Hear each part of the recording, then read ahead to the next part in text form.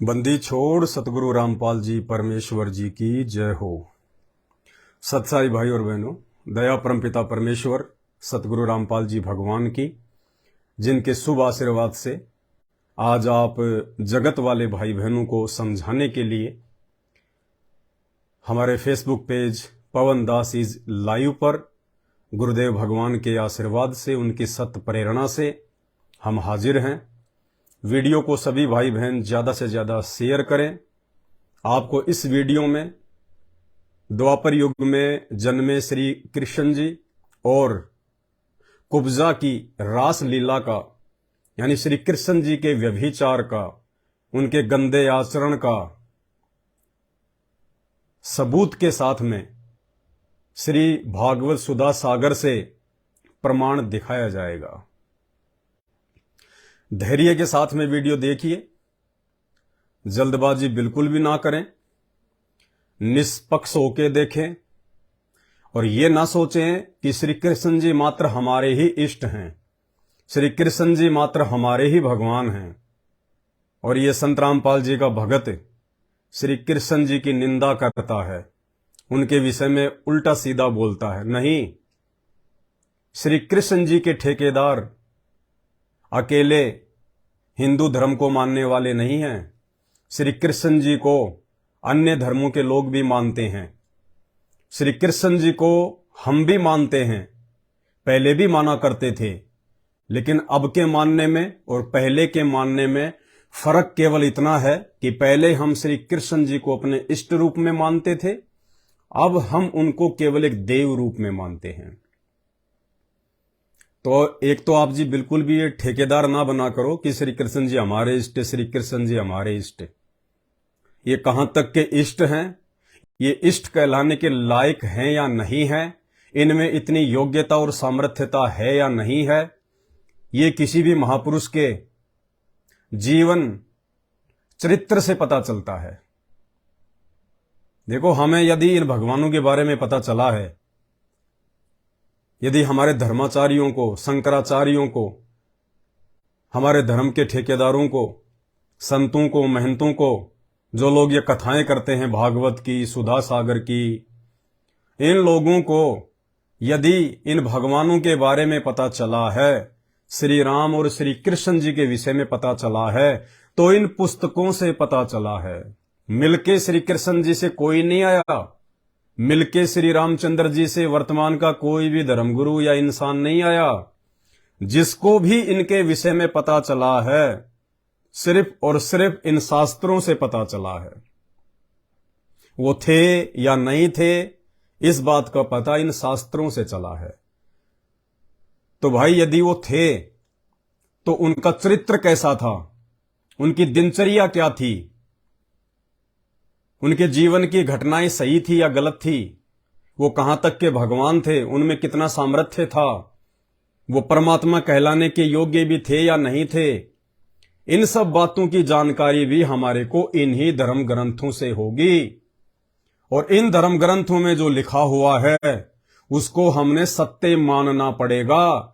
जो घटनाएं, जो कर्म कुकर्म उन भगवानों के, उन इष्टों के जीवन से जुड़ा हुआ है, उनको भी हमने सत्य मानना पड़ेगा। यदि हम सत्य नहीं मानते हैं तो फिर हमने ये भी मानना पड़ेगा फिर वो भगवान थे ही नहीं, फिर ये झूठे हैं, फिर शास्त्र। फिर छोड़ दो इनकी पूजा, छोड़ दो इनका पीछा, छोड़ दो इनको अपने घरों में रखना, मंदिरों में रखना। और यदि तुम मानते हो कि भगवान थे और इन्हीं शास्त्रों से जानकारी हुई है, तो भाई फिर भगवान का क्या चरित्र था वो भी इन शास्त्रों से पता चलेगा, और कोई तरीका नहीं है। तो वीडियो की हम शुरुआत करें परमपिता परमेश्वर जी के नाम से, उनके आशीर्वाद से। तब तक आप सभी भाई बहन वीडियो को ज्यादा से ज्यादा शेयर करें। वीडियो को ज्यादा लंबा नहीं करूंगा, शॉर्ट में समझाऊंगा। परमपिता परमेश्वर सारी सृष्टि के रचनहार, कुल मालिक, असंख्य ब्रह्मांडों के स्वामी, जगत गुरु, तीनों लोकों में प्रवेश करके सबका पालन पोषण करने वाले, राजाधिराज, आत्माधार, नाथों के नाथ, देवों के देव महादेव, सर्वेश्वर, महेश्वर, मृत्युंजय, अजरो अमर, आदि अनादि, सनातनी प्रभु, जगत पिता जगदीश्वर, श्री श्री 1008 की उपाधि के वास्तविक अधिकारी, अकाल मूरत शब्द स्वरूपी राम वासुदेव सर्वगतम ब्रह्म परम पूज्य प्रथम पूज्य परम संत परम पुरुष परम धनी परम दयालु सत्य कबीर हक्का कबीर अल्लाहु अकबर अल्लाह ताला जगत के तारणहार जगत के मुक्तिदाता जगत के जगन्नाथ हारे का सहारा हिंदुओं का राम मुसलमानों का अल्लाह सिखों का वाहेगुरु ईसाइयों का मसीह दया के सागर दयानिधि करुणा के सागर करुणानिधि असली लीलाधर असली मर्यादा पुरुषोत्तम स्वयंभू परिभू संकट मोचन कष्ट हरण मंगल करण दुख भंजन जगत प्रतिपालक श्री नारायण संत शिरोमणि परम पूज्य सतगुरु रामपाल जी परमेश्वर जी के चरण कमल में लाइव वीडियो देख रहे आप और हम सभी भाई बहनों का अनंत कोटि दंडवत प्रणाम। परमेश्वर हम सबको सद्बुद्धि प्रदान करे, दास को समझाने में सुविधा हो, आपको समझने में आसानी हो, यही परमेश्वर से प्रार्थना है। तो जैसे ही दास ने कल 2-3 वीडियो बना के डाले थे जो कि सत्य हैं, शास्त्रों पर आधारित हैं कि भाई हम किस भगवान की पूजा कर रहे हैं, किस भगवान की पूजा करनी चाहिए थी, और ये मानव शरीर, ये अनमोल मानव शरीर हमें किस लिए प्राप्त हुआ है। देखिए 84 लाख प्रकार की योनियां हैं, गधे कुत्ते सुअर कीट पतंग जल में रहने वाले आकाश में रहने वाले पृथ्वी पर रेंगने वाले, कुल मिला के 24 लाख तरह की योनियां हैं जीव जंतुओं की, जिनमें पेड़ पौधे भी आ जाते हैं। हमारा ये मानव शरीर मानव योनि भी उन 84 लाख योनियों में से एक योनि है। विचार कीजिए, परमात्मा ने अन्य योनियों की तुलना में ये मानव योनि इतनी अच्छी और सुंदर क्यों बनाई है। हम लोगों को परमपिता परमेश्वर ने इतनी ज्यादा सद्बुद्धि क्यों बख्शी है जो अन्य योनियों के प्राणियों को नहीं है। हम लोग सोच सकते हैं, समझ सकते हैं, चिंतन कर सकते हैं, मनन कर सकते हैं, एक दूसरे से सलाह ले सकते हैं, विचार विमर्श कर सकते हैं, अच्छे से हम अपने हाथों से जो है कार्य कर सकते हैं। ये सारी जो सुविधा है ये परमेश्वर ने मानव शरीर को ही क्यों बख्शी। इसलिए क्योंकि 84 लाख योनियों में केवल ये मानव योनि ही एक ऐसी योनि है जिससे हम परमात्मा को पहचान कर परमात्मा की प्राप्ति कर सकते हैं। 84 लाख योनियों के बंधन से, कर्म बंधन से, उन दुखों से, उन कष्टों से हम बाहर निकल सकते हैं। हमारा पूर्ण मोक्ष हो सकता है। हमारा दोबारा इस धरती पर, इस 21 ब्रह्मांड में, इस काल कसाई के बाड़े में जन्म नहीं होगा।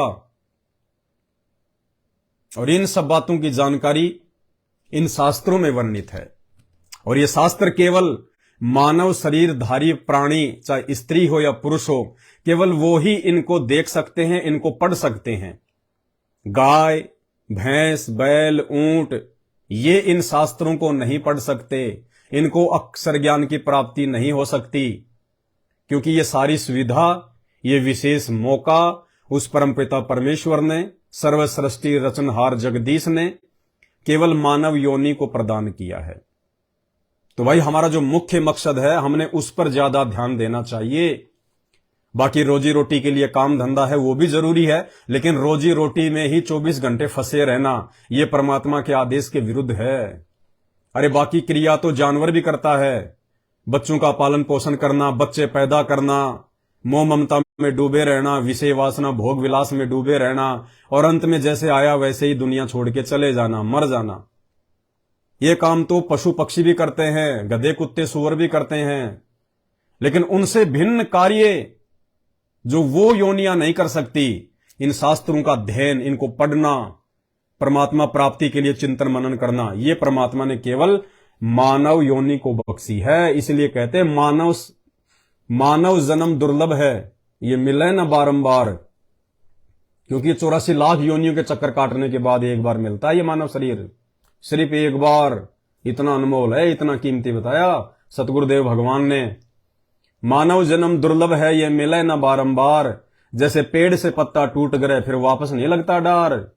एक बार यदि ये छूट गया मानव शरीर और परमात्मा प्राप्ति नहीं हुई, शास्त्रों से हमने सच्चाई को नहीं देखा, नहीं ढूंढा, नहीं स्वीकार किया और शास्त्रों के अनुसार भक्ति नहीं करी, तत्वदर्शी संत को अपना सतगुरु बना के, तो परमात्मा कहते हैं बेटा फिर 84 लाख योनियों में चक्कर काटेगा। फिर कुम्हार के नीचे गधा बन के, किसान के नीचे बैल बन के, कसाई के नीचे सुअर बन के, बकरा बन के, मुर्गा बन के तेरी दुर्गति होगी। फिर तुझे उन योनियों में कोई भी समझाने वाला नहीं मिलेगा।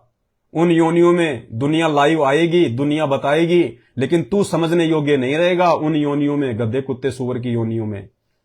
इसलिए आज समझ इन बातों को, आज इन बातों पे विचार विमर्श कर, चिंतन मनन कर कि कोई व्यक्ति यदि ऐसा कह रहा है तो क्यों कह रहा है, कहने के पीछे उसका क्या स्वार्थ है, क्या उसका प्रयोजन है, और जो कह रहा है उसका कहीं हमारे शास्त्रों में कोई प्रमाण है या नहीं है।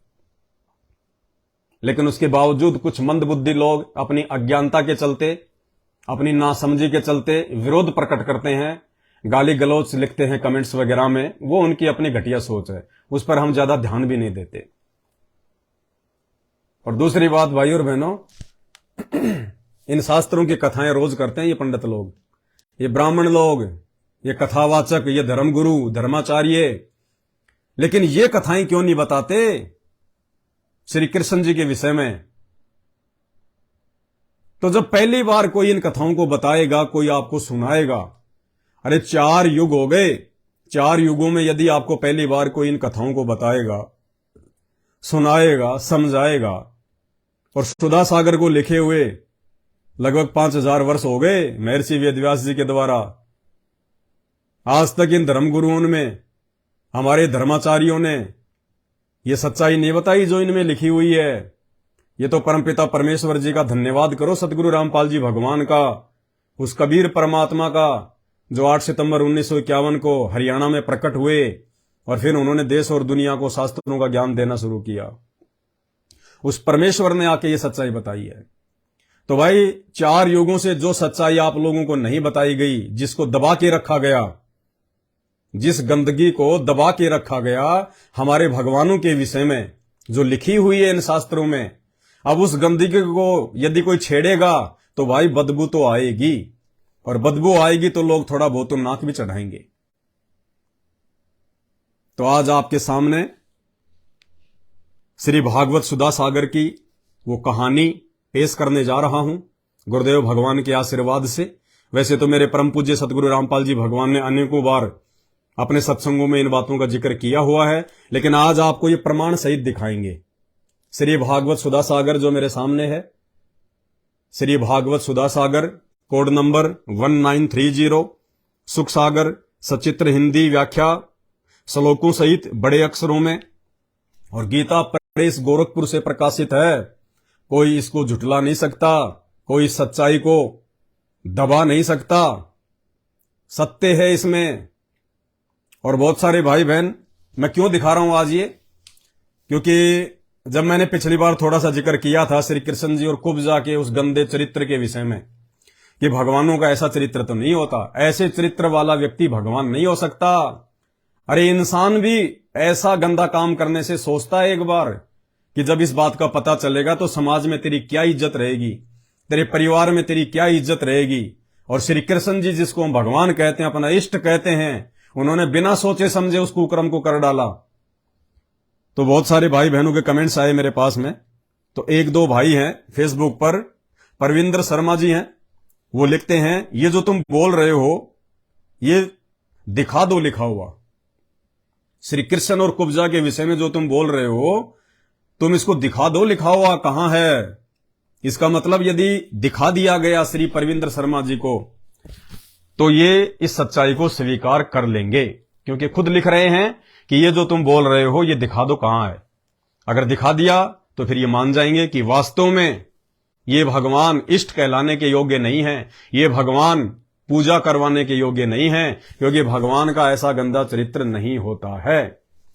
दूसरे प्रजापति कोमल, दूसरे हैं अनूप शर्मा जी, शर्म कर ले भाई, भगवान को नहीं मानना तो मत मान, पर क्यों मजाक तो मत बना। और जो बोल रहा है ना उसका प्रमाण दे, फिर मानूं कि तू सच बोल रहा है। तो अनूप शर्मा जी, आपने भी यह स्वीकार किया है कि श्री कृष्ण और कुब्जा के विषय में जो तू बोल रहा है कि श्री सुधा सागर में, सुख सागर में लिखा हुआ है, अगर तू उसका प्रमाण दे दे, हमें दिखा दे सुख सागर से, तो हम मान लेंगे कि वास्तव में यह बात सही है और आप भी सच्चाई को स्वीकार कर लेंगे। और आज के बाद आप भी परमपिता परमेश्वर सतगुरु रामपाल जी भगवान के सत्संग सुनना शुरू कर देंगे, जो शास्त्रों में लिखी हुई सच्चाई से लबालब है। तो चलिए, हम समय ज्यादा वेस्ट नहीं करेंगे। और भाई और बहनों, मेरा मकसद किसी की आलोचना करना नहीं है, किसी की निंदा या चुगली करना मेरा मकसद नहीं है। निंदा, चुगली, आलोचना तो घटिया व्यक्ति किया करते हैं। घटिया व्यक्ति जो काम कमेंट्स में कुछ भाई बहन कर रहे हैं, हम आपको सच्चाई बता रहे हैं, हम आपको जो है प्रमाण दिखा रहे हैं। ये पुस्तक श्री भागवत सुधा सागर, ये संत रामपाल जी भगवान ने नहीं लिखी, संत रामपाल जी ने नहीं छापी। ये पुस्तक श्री वेदव्यास जी ने लिखी थी और इसका अनुवाद किया है गीता प्रेस गोरखपुर से, यह प्रकाशित है।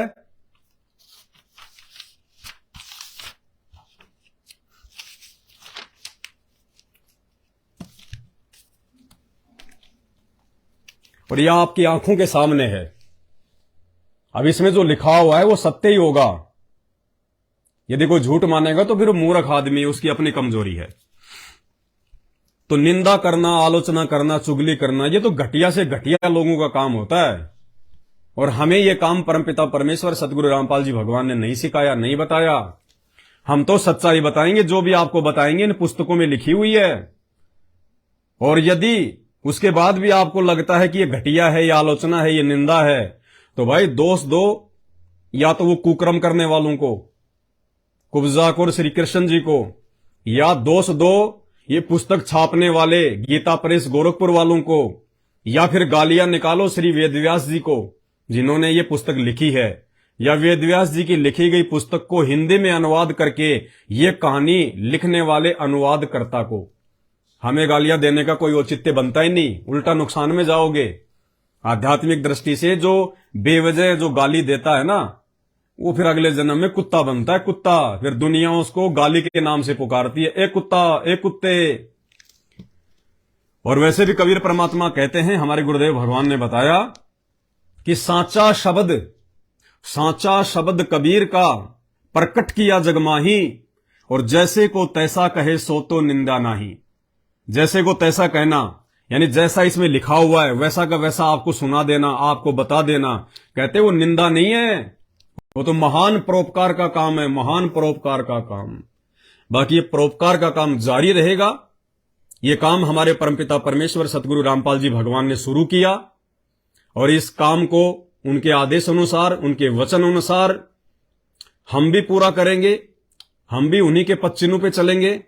अपने भूले हुए, भटके हुए भाई बहनों को, जिनको ये मानव शरीर प्राप्त है, इस शरीर से मोक्ष प्राप्त किया जा सकता है, उन तक हम ये सच्चाई पहुंचाएंगे ताकि वो अपना जीवन सफल करें, जीवन को धन्य करें, ओछी साधनाओं से दूर हटें, आधे अधूरे भगवानों की भक्ति से दूर हटें, 84 लाख योनियों में जाने से बचें, परमात्मा को पहचाने, भक्ति को पहचाने। और कुछ एक भगत भाई बहन जिनके कमेंट्स आए, उन्होंने कमेंट्स में लिखा कि मैंने सतलोक आश्रम वालों के पास में फोन किया था, उनके आश्रमों में, संत रामपाल जी के आश्रमों में फोन किया था कि ये पवन दास कौन है जो ऐसे ऐसे बोलता है। तो सतलोक आश्रम वालों ने कहा कि हमारा उससे कोई लेना देना नहीं है, हमारे आश्रमों से उसका कोई लेना देना नहीं है। अरे भाई, सतलोक आश्रम के ठेकेदार संत रामपाल जी भगवान का कलयुगी परिवार, वो आपको सच्चाई नहीं बताएगा। क्यों नहीं बताएगा? उनको तो अपना धंधा करना है, वो भी तुम्हारी तरह अज्ञानी है। अरे दीपक तले हमेशा अंधेरा रहता है।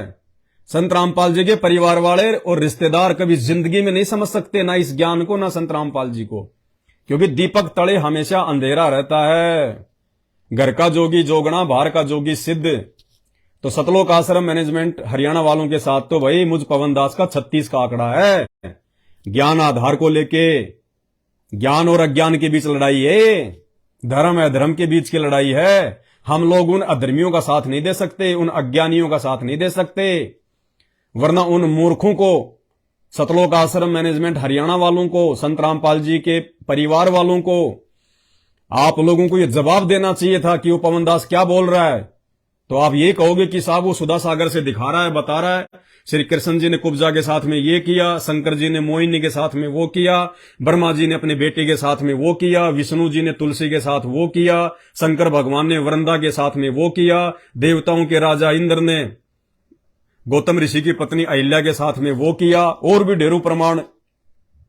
तो उन मूर्खों को यदि ज्ञान होता और यदि उनका मुख्य मकसद संत रामपाल जी के इस मिशन को आगे बढ़ाना होता, तो आप लोगों को दो टूक जवाब देते कि वो सच्ची तो कह रहा है, गलत क्या कह रहा है, अपने घर से बना के थोड़ी कह रहा है, तुम्हारे शास्त्रों में लिखा हुआ है, जिनकी कथाएं तुम इन पंडितों से सुनते हो, लिखी हुई बातें बता रहा है, कोई अपनी तरफ से थोड़ी बता रहा है।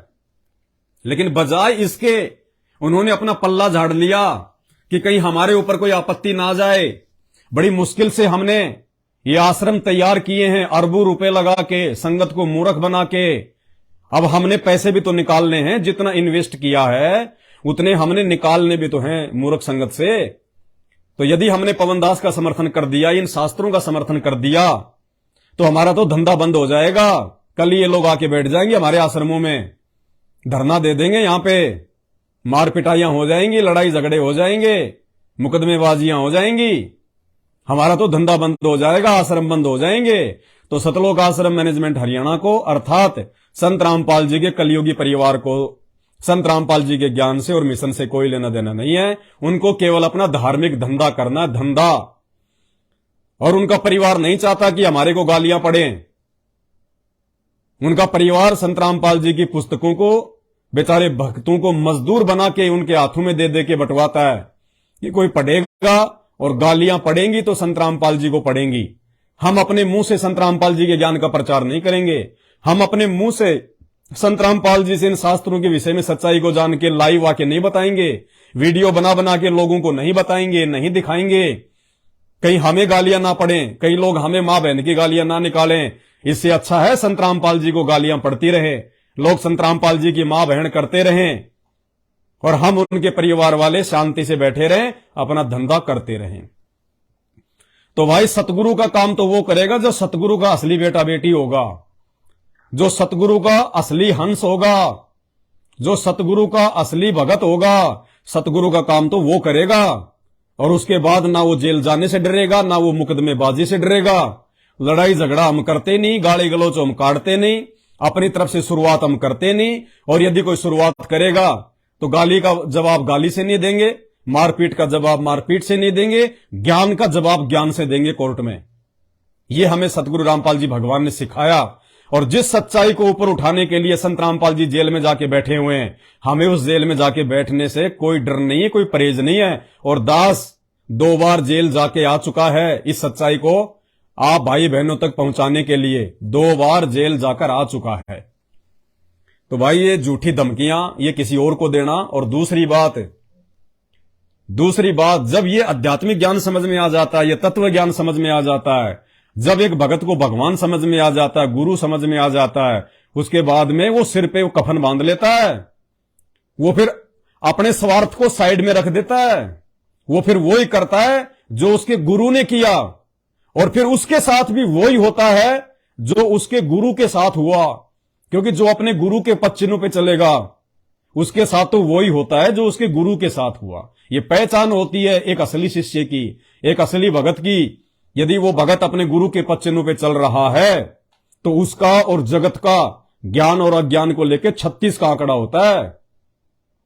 लेकिन इस सबसे बढ़ के एक बात और बता दूं आपको, ये हिम्मत हमें क्यों मिलती है, कहां से मिलती है? ये हिम्मत हमें इसलिए मिलती है कि हम जिस संत की शरण में हैं वो कोई लल्लो पत्तो भक्ति वाला संत नहीं है, वो कोई अंधा गूंगा बहरा संत नहीं है। 21 ब्रह्मांड का सर्वश्रेष्ठ महात्मा है, 21 ब्रह्मांड का सर्वश्रेष्ठ महात्मा, 33 करोड़ देवी देवता ब्रह्मा विष्णु महेश, जिसके धूल के बराबर भी नहीं है, पैरों की धूल के बराबर भी। वो परम संत है, परम पूज्य सतगुरु रामपाल जी भगवान। और इस परमेश्वर का वचन है कि बच्चों यदि मर्यादा में रह के तुम मेरे ज्ञान का प्रचार करोगे और मेरे दिखाए रास्ते पे चलोगे तो ये देवी देवता तो छोड़ो, भैरव भूत तो छोड़ो, यहां के आम प्राणी तो छोड़ो, साक्षात वो काल भी तुम्हारा कुछ नहीं बिगाड़ पाएगा और 100 मीटर दूर खड़ा रहेगा तुमसे, 100 मीटर दूर।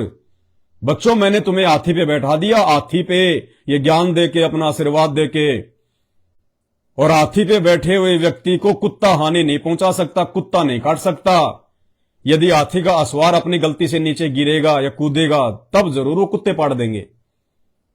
तो हमें संत रामपाल जी भगवान ने अपना ज्ञान और आशीर्वाद देके हाथी पर बैठा रखा है। भौंकने वाले भौंकते रहेंगे, चिल्लाने वाले चिल्लाते रहेंगे, ज्ञान का जवाब ज्ञान से देंगे, मुकदमा करोगे तो कोर्ट में जवाब देंगे। और लिखा हुआ है, जज तुम्हारी तरह कोई जल्दबाजी में फैसला करने वाले नहीं होते। जज तुम्हारी तरह चाहे वो किसी की भी पूजा क्यों ना करता हो, वो अपने ये सोचकर कि ये मेरे इष्ट के बारे में मुकदमा आया है, वो ये सोचकर फैसला नहीं देता कि ये मेरे इष्ट के बारे में ऐसा बोला हुआ, ऐसा लिखा हुआ है। जज का काम होता है जजमेंट करना, सही और गलत को सुन के फिर उसका कहां प्रमाण है, कहां उसका सबूत है, उस बात को देख के जजमेंट देना। तो जज तुम्हारी तरह अंधा नहीं होता है। तो जज को जब ये देखेगा श्री सुधा सागर, सुख सागर, जिसमें स्पष्ट लिखा हुआ है श्री कृष्ण जी और कुब्जा के रंगरेलियों के विषय में, अरे क्यों छुपाया गया इन बातों को?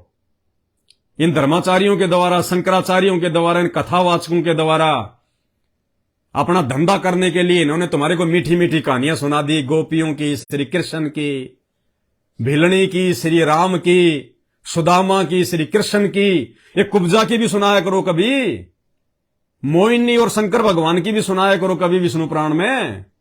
ये क्यों नहीं सुनाते तुम? ये सुना दोगे तो तुम्हें पता है कि ये बदबू फैल जाएगी, और बदबू फैलेगी तो आसपास बैठे हुए लोग भाग जाएंगे, तुम्हारा धंधा कैसे चलेगा? भाई ये धंधा तो तुम्हारा वैसे भी नहीं चलेगा आने वाले समय में। 2028 लास्ट है, महायुग परिवर्तन का समय। सन 1905 से लेके 2028 तक युग परिवर्तन का समय है। मुश्किल से 1-2 साल और तुम्हारा धंधा चलेगा, मुश्किल से 1-2 साल। उसके बाद ये जनता ही तुम्हें जूते मार मार के भगाएगी, जूते मार मार के। तुम्हारे पास में, धर्मगुरुओं के पास में और संत रामपाल जी के परिवार के पास में केवल 2 ही ऑप्शन रहेंगे, या तो अपनी गलतियों की समायाचना संत रामपाल जी के चरणों में पड़ के नाक रगड़ के करो, या फिर संत रामपाल जी की मार्ग को छोड़ के कहीं विदेश भाग जाओ। वरना तुम्हारे फॉलोवर, तुम्हारे अनुयायी इन नकली धर्मगुरुओं को तो इनके ये संगत वाले ही जूते मार मार के समझाएंगे कि मूर्खो है, तुम कहते हो कि हमने संस्कृत के जो है हमने ये श्लोक पढ़ रखे हैं, हमने संस्कृत में बहुत ज्यादा अध्ययन कर रखा है, तुमने सारे श्लोक जो है मुग्ध माने याद कर रखे हैं, तुम्हें सार का पता ही नहीं शास्त्रों में लिखा क्या हुआ है, तुमने हमारे मानव जीवन को बर्बाद कर दिया। ये तुम्हारे फॉलोवर जब संत रामपाल जी के तत्व ज्ञान से परिचित हो जाएंगे, ये तुम्हें जूते मारेंगे। और इधर संत रामपाल जी का परिवार जो भोली संगत को मूर्ख बना के, और वर्तमान समय जो भक्तों को भक्ति करवाने का समय था, मर्यादाओं में रखने का समय था, ज्यादा से ज्यादा जो है परमात्मा के मंत्रों का जाप करवाने का समय था, उस समय को इन्होंने आश्रम बनवा बनवा के भक्तों को वहां पे मजदूर बना के लाइन में खड़ा कर रखा है। सीमेंट के कट्टे उठवाए जा रहे हैं उनसे, धर्म को धंधा बनाया जा रहा है। तो आने वाले समय में यह संगत स्प्रिंग को एक हद तक दबाया जा सकता है। कितना दबाओगे स्प्रिंग को? तुम्हारे झूठे पाठों से, तुम्हारी झूठी ज्योतियों से, तुम्हारे झूठे झाड़े लगाने से, झूठे भंडारे करने से ये प्रारब्ध के कर्म नहीं कटते। तुमने सबकी मर्यादा तोड़वा रखी है, क्योंकि तुम खुद मर्यादाओं में नहीं हो।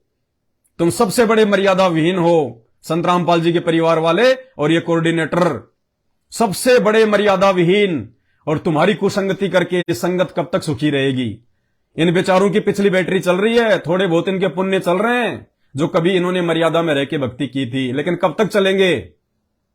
स्प्रिंग को कब तक दबाओगे? तुम्हारे साथ वो बनेगी जो कमाल के साथ में बनी थी। अंत में क्या हुआ था? सुबह 4 बजे लोग दूध की जगह पानी डाल डाल के चले गए ड्रम में। तुम सतलोक आश्रम वालों के साथ में वो बनेगी आने वाले समय में। तब तुम लोग शर्मिंदा होगे और नीची गर्दन करोगे फिर तुम। तो चलिए अब हम अपने पॉइंट पे आते हैं। श्री भागवत सुधा सागर, और श्री भागवत सुधा सागर में सबसे पहले हम लेंगे 42वां अध्याय। ये देख लेना भाई, जिन जिन को शंका है कि श्री कृष्ण और कुब्जा के विषय में किसी शास्त्र में नहीं लिखा हुआ। ये श्री भागवत सुधा सागर, सुख सागर, सचित्र मोटा टाइप, गीता प्रेस गोरखपुर से प्रकाशित किसी भी पुस्तक वाली दुकान पे जाओगे जहां पे धार्मिक पुस्तक मिलती हैं, उनको कहना कि मुझे श्री भागवत सुधा सागर चाहिए, और इसका कोड नंबर ध्यान रख लेना 1930 1930, कहीं तुम्हें कोई नकली ना पकड़ा दे, ये असली है। और इसमें 42वां अध्याय है, ये 42वां अध्याय है, अंदर टिक कर रखा है मैंने। 42वें अध्याय पे आ जाना भाई। 10वां स्कंद है, 10वां स्कंद 42वां अध्याय। और क्या लिखा हुआ है? कुब्जा पर कृपा, धनुष भंग और कंस की घबराहट।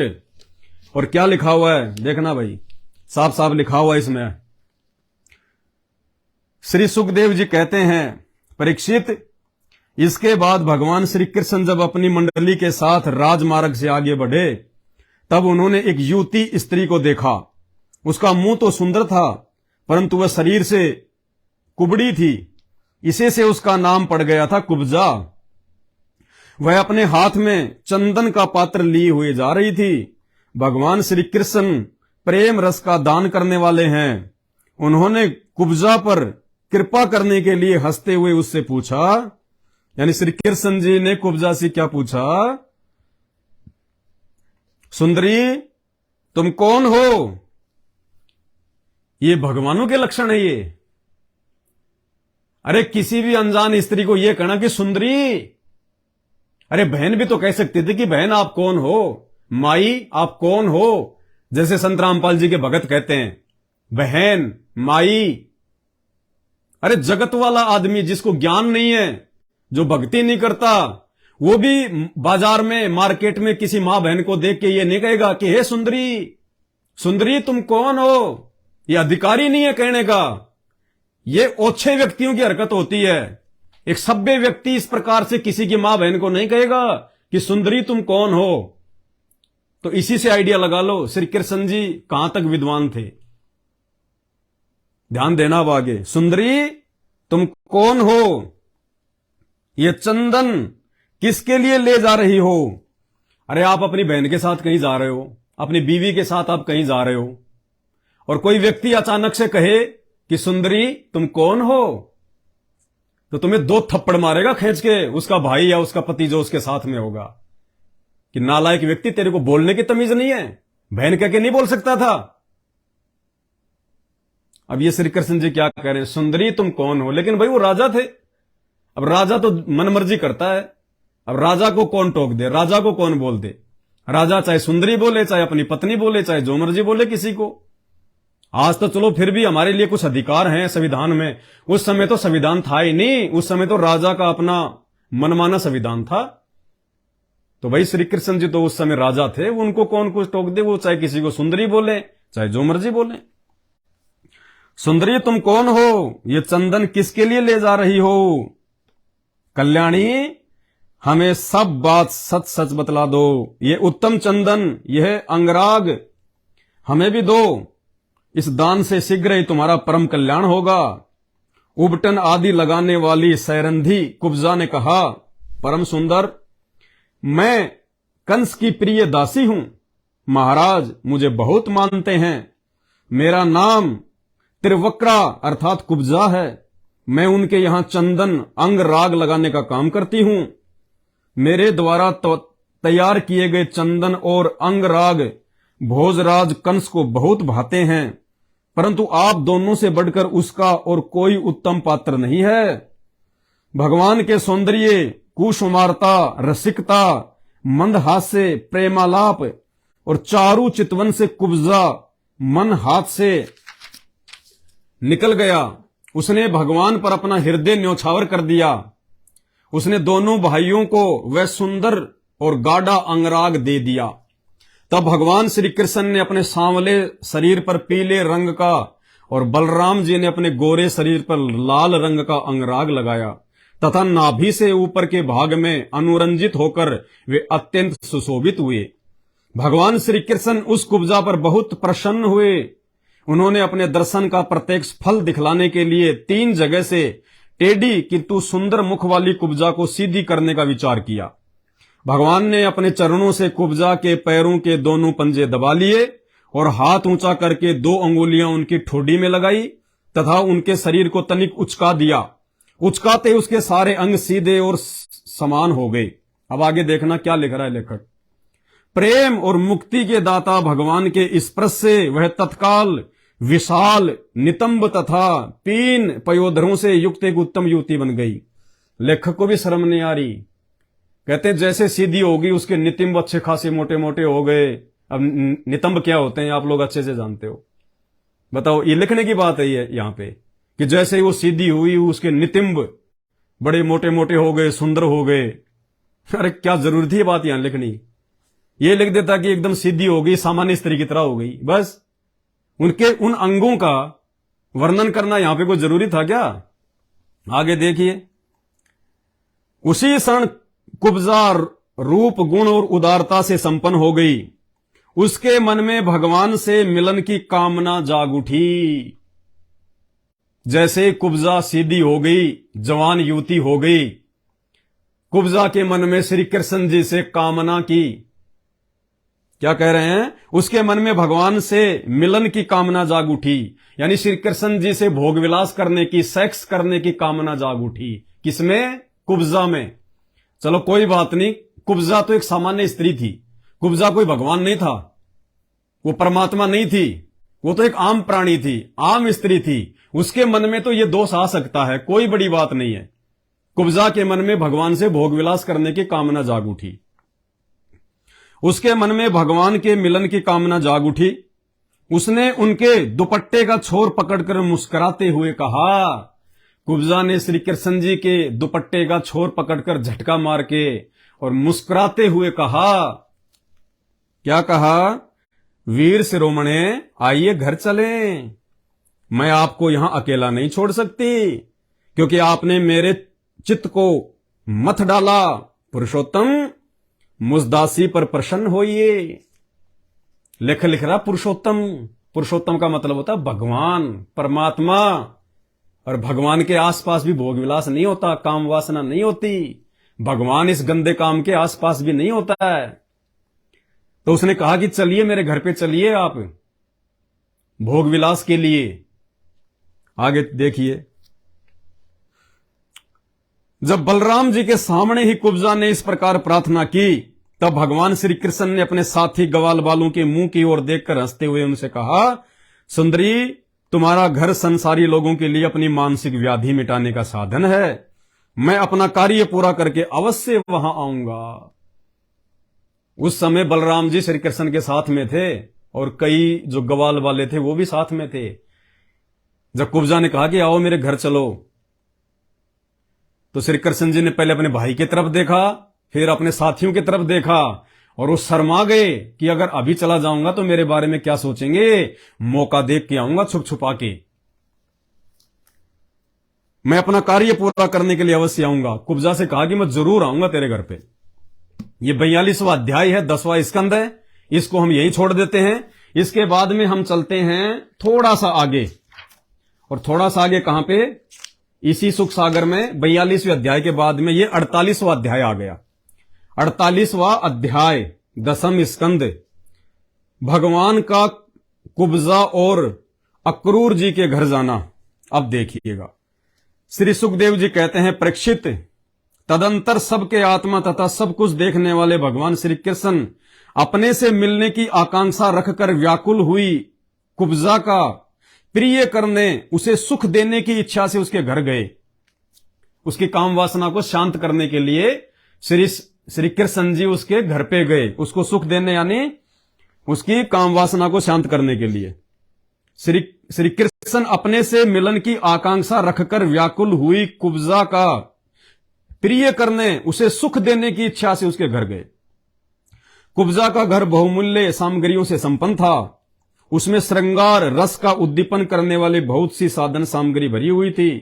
मोती की झालरें और स्थान स्थान पर जड़ियां भी लगी हुई थी।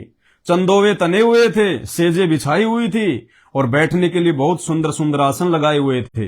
धूप की सुगंध फैल रही थी, दीपक की शिखाएं जगमगा रही थी, स्थान स्थान पर फूलों के हार और चंदन रखे हुए थे। भगवान को अपने घर आता देख कुब्जा तुरंत हड़बड़ाकर अपने आसन से उठ खड़ी हुई और सखियों के साथ आगे बढ़कर उसने विधि पूर्वक भगवान का स्वागत सत्कार किया। फिर श्रेष्ठ आसन आदि देकर विविध उपचारों से उनकी विधिवत पूजा की। कुब्जा ने भगवान के परम भक्त उद्धव जी की भी समुचित रीति रिवाज से पूजा की, परंतु वे उनके सम्मान के लिए उनका दिया हुआ आसन छूकर धरती पर ही बैठ गए। अपने स्वामी के सामने उन्होंने आसन पर बैठना उचित न समझा। भगवान श्री कृष्ण सच्चिदानंद स्वरूप होने पर भी लोकाचरों का अनुसरण करते हुए तुरंत उसकी बहुमूल्य सेज पर जा बैठे। श्री कृष्ण जी तुरंत जा बैठे उस पलंग पे। तब कुब्जा स्नान, अंगराग, वस्त्र, आभूषण, हार, गंध, इत्र आदि, तांबुल और सुदासव आदि से अपने को खूब सजाकर लीलामयी सजीली मुस्कान तथा हाव भाव के साथ भगवान की ओर देखती हुई उनके पास आई। अब कुब्जा को पता था कि श्री कृष्ण जी आ गए हैं और आज मेरी जो काम वासना है आज उसकी मेरी पूर्ति हो जाएगी। तो नहा के धो के सेंट वांट लगा के इत्र वित्र लगा के अंगराग लगा के सज धज के और स्नान आदि करके भगवान के पास में आई। अरे भगवान आए और भगवान आता है तो भगवान के सामने नाके धोए के जाने की जरूरत है क्या? अरे भगवान पता नहीं कितने समय रहे कितने समय ना रहे, पैरों में पड़ जाओ। भगवान के तो जो है चरण धो धो के पियो। और वो नहा धो के सज धज के भगवान को खुश करने के लिए सेंट वांट लगा के आई। क्या कहते हैं भगवान हाव भाव के साथ भगवान की ओर देखती हुई इसके पास आई। अब देखो आगे क्या लिखा हुआ है। जब कुब्जा नहा धो के भगवान के पास में आके बैठ गई, सखी सहेलियों को सबको बाहर कर दिया, उद्धव जी भी बाहर चले गए। श्री कृष्ण जी और कुब्जा दोनों अकेले उस सुसज्जित सेज पे बैठे हुए थे। अब क्या कह रही है कुब्जा? लेखक क्या कह रहा है? कुब्जा नवीन मिलन के संकोच से कुछ झिझक रही थी। अब ये शब्द हैं, इन शब्दों को समझना पड़ेगा। ये शब्द उस तत्व ज्ञान के बिना समझ में नहीं आ सकते। परमपिता परमेश्वर सतगुरु रामपाल जी भगवान के आशीर्वाद बिना समझ में नहीं आ सकते। तभी तो ये शास्त्र 5000 साल से लिखे पड़े हैं, आज तक कोई इनको समझ नहीं पाया। ये क्या कह रहे हैं? क्या कह रही है कुब्जा? नवीन मिलन के संकोच से कुछ झिझक रही थी।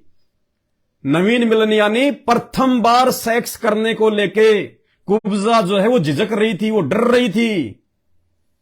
कुब्जा नवीन मिलन के संकोच से कुछ झिझक रही थी।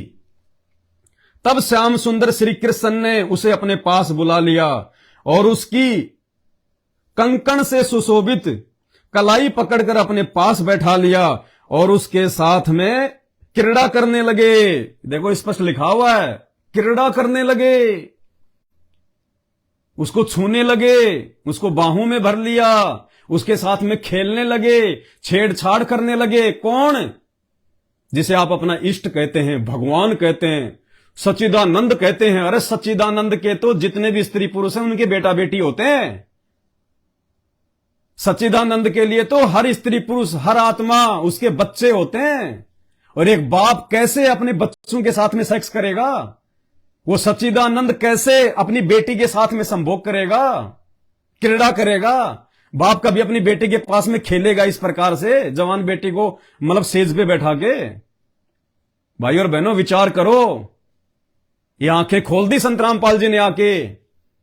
नहीं हमारे पूर्वज मर गए, हमारे दादा परदादा इन्हीं को अपना इष्ट मान के पूज पूज के मर गए, आज वो भूत बन के फिर रहे हैं, आज उनके श्राद्ध निकाले जा रहे हैं। अरे अगर मोक्ष हो जाता इन भगवानों की भक्ति से तो श्राद्ध निकालने की आवश्यकता क्या है? जिसका पूर्ण मोक्ष हो जाता है उसके श्राद्ध क्यों निकालें? तो इन्हीं भगवानों ने, इन्हीं इष्टों ने, जिनका खुद का मोक्ष नहीं, श्री गीता जी अध्याय नंबर 4 श्लोक नंबर 4 और 9 में खुद ये गीता ज्ञान देने वाला भगवान अर्जुन से कह रहा है कि तेरे और मेरे बहुत सारे जन्म हो चुके हैं, आगे भी होंगे, तू नहीं जानता मैं जानता हूं। ये खुद ही जन्म मरण में, तो इनके भक्तों का कहां से मोक्ष हो जाता? इसलिए पूरी दुनिया में सबके श्राद्ध निकल रहे हैं, सब लोग भूत प्रेत बन के घूम रहे हैं। कोई किसी के मामा में आ रहा है, कोई किसी के बेटे में घुस के बोल रहा है, सबको भूत प्रेत बना दिया इनकी भक्ति ने। कुब्जा नवीन मिलन के संकोच से कुछ झिझक रही थी। तब श्याम सुंदर श्री कृष्ण ने उसे अपने पास बुला लिया और उसकी कंकण से सुशोभित कलाई पकड़कर अपने पास बैठा लिया। उसके साथ में क्रीड़ा करने लगे, छेड़छाड़ करने लगे। परीक्षित, कुब्जा ने इस जन्म में भगवान को केवल अंग राग अर्पित किया था। उसी एक शुभ कर्म के फलस्वरूप उसे ऐसा अनुपम अवसर मिला। बताओ, लेखक को भी शर्म नहीं आ रही? ये अनुपम अवसर है? अरे भगवान के साथ में सेक्स करना ये अनुपम अवसर है क्या?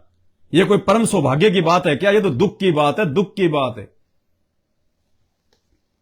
कुब्जा भगवान श्री कृष्ण के चरणों को अपने काम संतप्त यानी अपने विषय वासना के लिए, काम संतप्त यानी विषय वासना की पूर्ति के लिए, भोग विलास की पूर्ति के लिए, कुब्जा भगवान श्री कृष्ण के चरणों को अपने काम संतप्त हृदय, वक्ष स्थल और नेत्रों पर रखकर उनके दिव्य सुगंध लेने लगी। अब वो सूंघने लगी। अब देख लेना क्या क्या सूंघने लगी। और इस प्रकार उसने अपने हृदय की सारी आदि व्याधि शांत कर ली। हो गया मिलन दोनों का, हो गए शांत। इस प्रकार उसने अपने हृदय की सारी आदि व्याधि शांत कर ली। वक्ष स्थल से सटे हुए आनंद मूर्ति प्रियतम श्याम सुंदर का अपनी दोनों भुजाओं से गाढ़ आलिंगन करके काम वासना के वशीभूत होके, क्योंकि जब रजोगुण का प्रभाव होता है तो आदमी भूल जाता है आसपास कौन है कौन नहीं है, भले बुरे की उसको सुझबुझ नहीं रहती। आप सबको पता है, जिन जिन की शादियां हो चुकी हैं, काम वासना के समय भगवान याद भी नहीं आता है। चाहे आप कितना ही मंत्र जाप कर लो, कितना ही कुछ कर लो, जिस समय आप काम वासना में लगे हुए होते हो उस समय भगवान याद भी नहीं आता।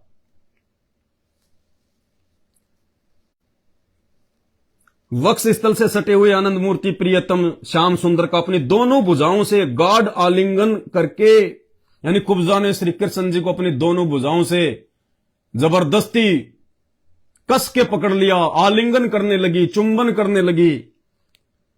आलिंगन करके कुब्जा ने दीर्घ काल से बढ़े हुए विरह ताप को शांत किया। दीर्घ काल से यानी आज से पहले उसने कभी संभोग नहीं किया था।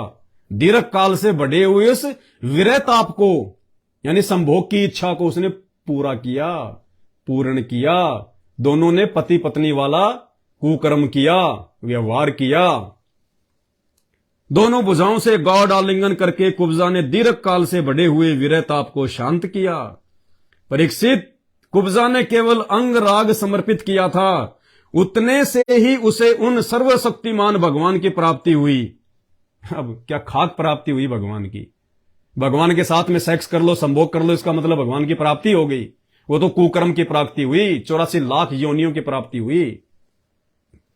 उन सर्वशक्तिमान भगवान की प्राप्ति हुई जो केवल मोक्ष के अधीश्वर हैं और जिनकी प्राप्ति अत्यंत कठिन है। परंतु उस दुर्भागण ने, अब देखो लेखक उसको दुर्भागण क्यों बता रहा है?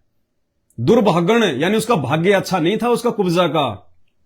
दुर्भागण बताया, यहां पे स्पष्ट लिखा हुआ है लेखक ने कुब्जा को दुर्भागण क्यों?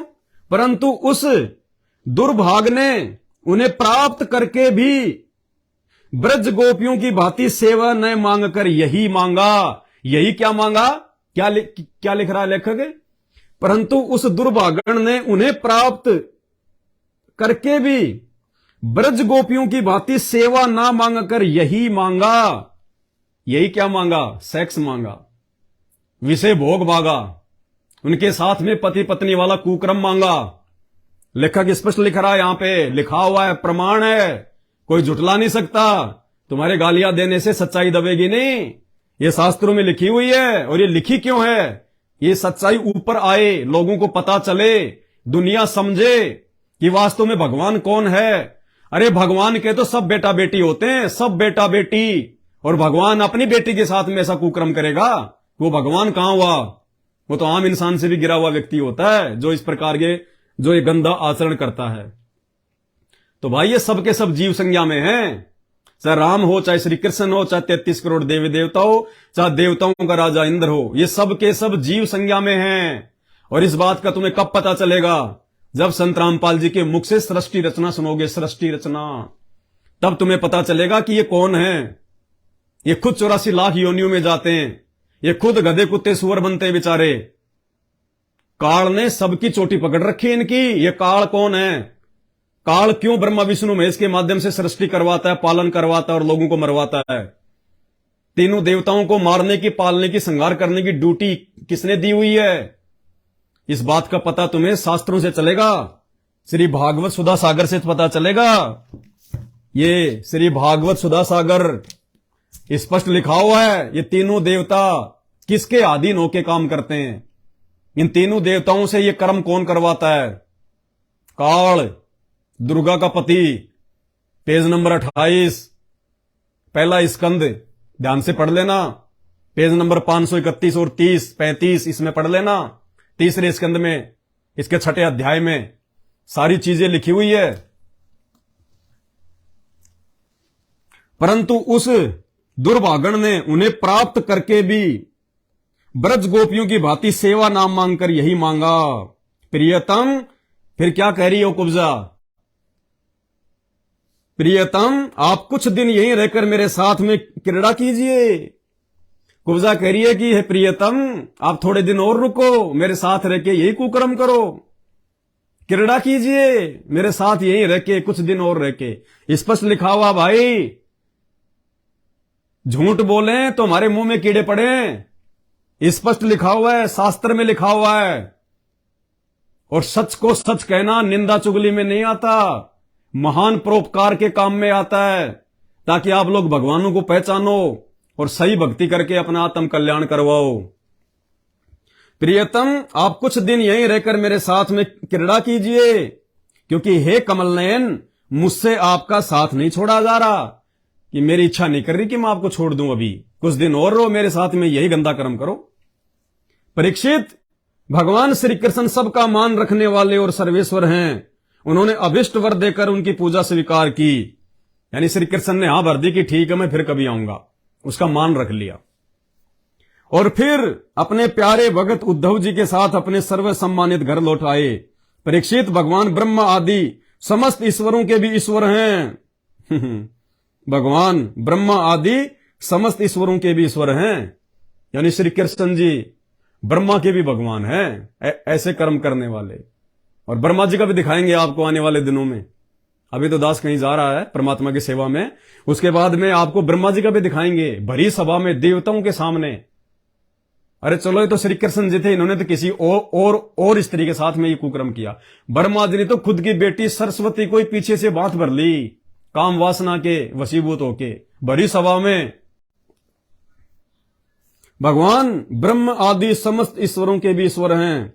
उनको प्रसन्न कर लेना भी जीव के लिए बहुत ही कठिन है, और कोई उन्हें प्रसन्न करके उनसे विशेष सुख मांगता है। क्या कह रहा है लेखक? ये पहली बात तो भगवान को प्रसन्न करना बड़ा कठिन है, और यदि भगवान को प्रसन्न करके यदि कोई विशेष सुख ही मांगता है, विशेष सुख यानी भौतिक सुख सुविधाएं, जैसे उसने कुब्जा ने मांगी, क्योंकि प्रकरण किसका चल रहा है? कुब्जा का। कुब्जा को लेके ये बात कही जा रही है कि पहली बात तो भगवान को पाना बड़ा कठिन है, और भगवान को पाकर भी यदि कोई विशेष सुख ही मांगता है, यानी भोग विलास ही मांगता है, सेक्स की ही इच्छा रखता है, तो कहते हैं जो कोई उन्हें प्रसन्न करके उनसे विशेष सुख मांगता है, वह निश्चय ही दुर्बुद्धि है। कहते हैं वो दुर्बुद्धि इंसान है वो, जो कुब्जा ने किया। क्योंकि वास्तव में विशेष सुख अत्यंत तुच्छ नहीं के बराबर है। कि जो विशेष सुख है, जो भोग विलास है, ये तो नहीं के बराबर है, बहुत घटिया कर्म है। ये लेखक ने लिखा है। 42वां अध्याय और 48वां अध्याय कुब्जा और श्री कृष्ण जी के मिलन को लेके है। भाई पढ़ लेना, मार्केट से ले आना, 200-250 रुपए इसकी कीमत है। आंख फाड़ के देख लेना। श्री भागवत सुधा सागर आपको बता दिया है, दिखा दिया है, हिंदी के साथ में है, कोड नंबर 1930 है। पीछे का ये उसको दिखा देना चित्र, गीता प्रेस गोरखपुर से यह प्रकाशित है। अब भाई कहते हैं हाथ कंगन को आरसी क्या, पढ़े लिखे को फारसी क्या। भैंस के आगे तो कितना ही बीन बजाओ, उसको तो समझ में आएगी नहीं। और जो समझदार होंगे वो विचार करेंगे इन बातों पे, और वो पुण्यात्माएं संत रामपाल जी भगवान के सत्संग सुनना शुरू करेंगी। ये है सबका पिता, सबका बाप। तुम कहते हो ना, नहीं इन पे बलात्कार करो, बलात्कार, आप कोई माई का लाल चैलेंज कर रहा है ये पवनदास, कोई माई का लाल इस सच्चिदानंद पर, सर्व सृष्टि के रचनहार पर, सर्व सृष्टि के स्त्री पुरुष जिनके बेटा बेटी हैं, जिनके बच्चे हैं, इंसानों से लेकर जानवर तक सब इनके बेटा बेटी, इनके बच्चे हैं, सब इन्हीं की आत्माएं हैं। इस आत्माधार पर, नाथों के नाथ पर, संत रामपाल जी भगवान पर कोई माई का लाल बलात्कार जैसा घटिया आरोप सिद्ध कर दे, साबित कर दे, ये पवनदास उसी समय अपनी गर्दन काट के रख देगा, गर्दन काट के।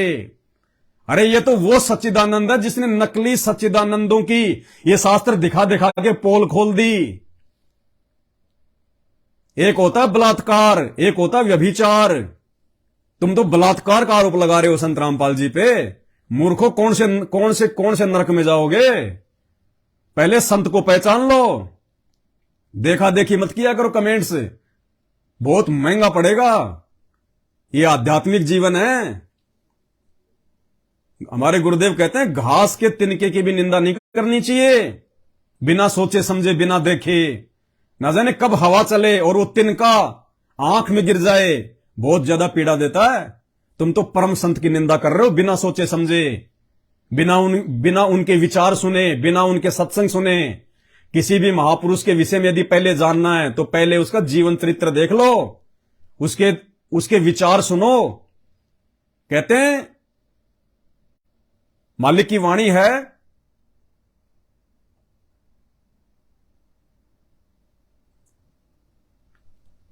परमेश्वर की वाणी है, दास को जो है समझ में नहीं आ रही, अभी फिलहाल याद नहीं आ रही, मेरे जुबान पे नहीं आ रही। हां, साधु शब्दा परखिए। साधु जो होता है ना संत, उसकी पहचान उसके शब्दों से करनी चाहिए, उसके सत्संगों से करनी चाहिए, उसके प्रवचन से करनी चाहिए, उसके विचारों से करनी चाहिए, उसके द्वारा लिखित साहित्य से करनी चाहिए। साधु शब्दा परखिए। और दुख पड़े घरनार, घर की औरत को उस समय जो है वो परखना चाहिए जब आपके घर पे कोई आपत्ति आ जाए, कोई संकट आ जाए। उस समय एक स्त्री की पहचान होती है, वो कितना अपने पति का साथ देती है या उठा के सामान मायके की तरफ वो दौड़ लेती है। तो कहते हैं साधु शब्दा परखिए, दुख पड़े घरनार। और सूरवीर जब जानिए, जब रण बाजे तलवार। योद्धा, सूरवीर, उसकी पहचान युद्ध के क्षेत्र में होती है, जब दोनों आमने सामने जब सेनाएं होती हैं। और जो सूरवीर होता है वो अपना अंग अंग कटवा लेगा लेकिन मैदान छोड़ के नहीं भागता। और जो मैदान छोड़ के पीठ दिखा के भाग जाए वो सूरवीर नहीं, वो कायर होता है, कायर।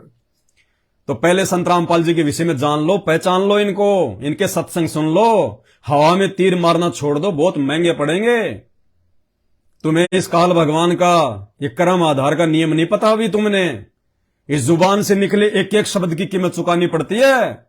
जुबान से निकले हुए शब्द तो छोड़ दो, मन, कर्म और वचन से भी यदि तुमने किसी का बुरा सोच लिया, किसी की निंदा कर दी, तुमने किसी की चुगली कर दी, वो उसका भोग भोगना पड़ता है, बहुत भयंकर। और जो तुम कह रहे हो तुम चुगली करते हो, निंदा कर रहे हो, चुगली निंदा वो होती है जो इन शास्त्रों में ना लिखा हो और उसके बावजूद हम उनको भला बुरा कहें, वो होती है निंदा चुगली। और ऐसे कर्म करने वाला घोर नरक में जाता है, घोर नरक में। हम तो परोपकार का काम कर रहे हैं, इन शास्त्रों में लिखा हुआ बता रहे हैं आपको। फिर लिखा क्यों है ये? अगर ऐसा हुआ ही नहीं था तो लिखा क्यों है? फिर हटा देना चाहिए था। और अगर ये गलती से लिखा गया, ये गलत था, तो आज भी गीता प्रेस गोरखपुर इसको क्यों छाप रही है? हिंदू धर्म के सारे ठेकेदार, सारे संत महात्मा मिलके धरने दो और इस पेज को हटवा दो, इस अध्याय को हटवा दो। अगर ये गलत है तो क्यों नहीं हटवा पा रहे? क्योंकि ये परम सत्य है। इन भगवानों ने ऐसे कुकर्म किए हैं, इनके चरित्र पर दाग हैं, क्योंकि ये भगवान नहीं है, ये परमात्मा नहीं है, ये सच्चिदानंद नहीं है, ये आप और हमारी तरह जीव हैं, जीव। अरे दो इंसान हैं, एक ही बाप के दो बेटे हैं। एक बेटा तो उसका पढ़ लिख के जो है आईएएस बन जाता है, और एक बेटा नहीं पढ़ता, या पढ़ाई के समय वो गफलत करता है, वो खेत में हल चलाता है, वो मजदूरी करता है। हैं दोनों एक ही बाप के बेटे। तो इंसान जो इस धरती पे हैं वो भी उसी परमपिता परमेश्वर के बच्चे हैं। और जो ये देव पद पे बैठे हैं, जो अच्छी भक्ति करके, किसी जन्म में अच्छी भक्ति करके, ओम नाम की साधना करके, जप तप करके, ये मरने के बाद में देव पद पे जाके बैठ गए। बस इतना ही अंतर है। जैसे एक बाप के दो बेटे, एक तो मजदूरी कर रहा और एक जो है जिला कलेक्टर बन गया। है दोनों बेटे ही, है दोनों इंसान ही। तो इसी प्रकार इन भगवानों की स्थिति है। आप और हम ना जाने कितनी बार ब्रह्मा विष्णु महेश बन चुके हैं। गधे कुत्ते सुअर जो आप देख रहे हो ना घूमते हुए, ये ना जाने कितनी बार ब्रह्मा विष्णु महेश जो है ये बन चुके हैं, देव देवता बन चुके हैं। ये गधे कुत्ते सुअर जो आज आपको गलियों में जो नाक रगड़ते दिखाई दे रहे हैं, पता नहीं कितने असंख्य जन्म हो चुके हैं हमारे को यहां पे भटकते हुए बिना मोक्ष के, इन आदि अधूरी साधनाओं को करते करते। तो भाई यहां तो 84 लाख योनियों में जितने जीव हैं, चींटी मक्खी मच्छर कीट पतंग गधा कुत्ता सुअर बैल हाथी घोड़े, ये सब ना जाने कितनी बार ब्रह्मा विष्णु महेश की पोस्ट पे रह चुके हैं। और मरने के बाद जब इनकी बैटरी डिस्चार्ज हो जाती है, काल इनको 84 लाख योनियों में ठोक देता है। फिर नई आत्मा को जिसके पास में भक्ति होती है फिर उसको बैठा दिया जाता है। जैसे आप किसी होटल में रुके, रात को आपने 10,000 रुपए जमा करा दिए, जब तक होटल में आपके 10,000 रुपए तब तक आपको होटल में बढ़िया कमरा मिलेगा, बढ़िया खाना पीना मिलेगा, सारी सुविधा मिलेगी। और आगे यदि आपको होटल में रहना है तो पैसे जमा करने पड़ेंगे, और पैसे जमा नहीं कराओगे तो होटल से आपको बाहर निकाल दिया जाएगा। आपको तो निकाल दिया और आपकी जगह फिर उस आदमी को बैठा दिया जाएगा उसी कमरे में जो व्यक्ति काउंटर पे पैसे जमा करा देगा। तो इसी प्रकार जिन आत्माओं के पास में भक्ति होती है, कहते हैं कबीरा सब जग निर्धना धनवंता ना कोई, और धनवंता उसी को जानिए जिसके पास में राम नाम धन होए। राम कौन? त्रेता युग वाले रामचंद्र नहीं, राम यानी आदि राम। राम राम सब जगत बखाने, आदि राम कोई बिरला जाने। आदि राम वो सच्चिदानंद जो उस राम का भी राम है। अरे रामचंद्र जो त्रेता युग में आया था, सतयुग के प्राणी तो जानते भी नहीं थे राम कौन है, क्योंकि राम का तो जन्म ही सतयुग के बाद हुआ है। तो सतयुग में भी तो इंसान थे, वो भी तो भक्ति करते थे, वो तो राम को जानते ही नहीं थे। तो राम कहां से राम हो गया? राम तो उनके शरीर का नाम था, राम तो उनके शरीर की पहचान थी। जैसे आजकल बहुत सारे लोगों का आपको नाम मिलेगा रामचंद्र, रामचंद्र यादव, रामचंद्र ठाकुर, रामचंद्र शर्मा, तो क्या वो दशरथ के पुत्र हैं? वो भगवान बन गए, वो उनके शरीर की पहचान है। तो राम शब्द खाली रामचंद्र जी के शरीर की पहचान थी। राम का मतलब होता है भगवान, अविनाशी परमात्मा, सत साहिब, सत्य कबीर। और वो अविनाशी राम आज परम पूज्य सतगुरु रामपाल जी के रूप में धरती में प्रकट है। यह है असली सत्य चित आनंद, सच्चिदानंद घन ब्रह्म। तो पहचान करो अपने परमेश्वर की, अपने भगवान की। और भाई हम जो ये थूक बिलोते हैं ना घंटे 2 घंटे आगे लाइव आके, हमें कोई पैसे नहीं मिल रहा। मैंने कोई पेज को कोई मोनेटाइज नहीं करवा रखा। मैं यूट्यूब की फेसबुक की घटिया कमाई नहीं खाता। ये हराम की कमाई में आता है। ये झूठे साचे वीडियो बना बना के, रील बना बना के, कभी महीने के लाख कमा लो, कभी 50,000 कमा लो। ये हराम की कमाई में आती है कमाई। और ये कमाई संत रामपाल जी के भगत नहीं खा सकते। इसलिए दास ने इस फेसबुक पेज को मोनेटाइज नहीं करवा रखा। तो भाई और बहनों आंखें खोलो, सच्चाई को समझो, सच्चाई को जानो। ये मानव शरीर, मानव जन्म दुर्लभ है, ये मिले ना बारंबार। पेड़ से पत्ता टूट जाए वापस नहीं लगता डार। देखो हमें तुम्हारी गालियों से कोई फर्क नहीं पड़ता, हमें तुम्हारी धमकियों से कोई फर्क नहीं पड़ता। हमारे सिर पर समर्थ का हाथ है, समर्थ का हाथ। और ये वचन है, 7 वचन पलटे नहीं चाहे पलट जाए ब्रह्मांड। हमें कोई पेंशन नहीं मिल रही ये सच्चाई बताने के लिए, हमें कोई ये तनख्वाह नहीं मिल रही ये सच्चाई बताने के लिए। लेकिन हमें परमात्मा ने सच्चाई से रूबरू करवा दिया कि बेटा जैसे तुम काल के जाल से बाहर निकले हो, तुम जैसे इन नकली इष्टों की भक्ति को छोड़ के और अपने सतगुरु की असली इष्ट की भक्ति पे आए हो, और अब तुम मोक्ष प्राप्त करोगे, 84 लाख योनियों से बाहर निकलोगे। ऐसे ही अब तुम्हारा ये परम कर्तव्य है कि जैसे पहले तुम भूले भटके फिर रहे थे, आधे अधूरे भगवानों की भक्ति कर रहे थे, वैसे ही तुम्हें पता होने के बाद अब तुम अपने जगत वाले भाई बहनों को जगाओ। वो भी मेरे बच्चे हैं, वो भी तुम्हारे भाई बहन हैं, उन तक ये संदेश पहुंचाओ। इसलिए आज शहर शहर में, गांव गांव में, गली गली में संत रामपाल जी के द्वारा लिखित पुस्तक ज्ञान गंगा जा रही है। टीवी चैनलों पर संत रामपाल जी के प्रवचन चल रहे हैं। भगत भाई बहन जहां भी बैठते हैं परमात्मा की चर्चा करते हैं। आप भाई बहनों को सही भक्ति विधि के बारे में बताते हैं। तो भाई और बहनों अब तुम भी विचार करो थोड़ा बहुत। ये मानव शरीर इसीलिए दिया भगवान ने, ये कोई बात सुन के क्रोध करने के लिए नहीं दिया, कोई बात सुन के उसके ऊपर विचार विमर्श करने के लिए दिया है कि यार ये बंदा इतनी बातें बोल रहा है और दूसरी बात बोल ही नहीं रहा, हमारे ही शास्त्रों में दिखा रहा है, हमारे ग्रंथों में लिखा हुआ है। अरे ऐसा कोई व्यक्ति जिसने ऐसा कुकर्म कर रखा हो और वो व्यक्ति यदि आपके घर पे आ जाए, और आपको मालूम चल जाए कि तो वही व्यक्ति है जिसने ऐसा ऐसा कुकर्म किया था एक औरत के साथ में, आप उसको अपने घर में नहीं घुसने दोगे। और इन भगवानों को तुमने घरों में घुसा रखा है, तुमने मंदिरों में घुसा रखा है, तुम इनके आगे अगरबत्ती करते हो, तुम इनकी पूजा करते हो, दीपक जलाते हो। अरे जिसकी पूजा करोगे उसके गुण, उसका स्वभाव तुम्हारे अंदर आएगा, तुम्हारे बच्चों के अंदर आएगा।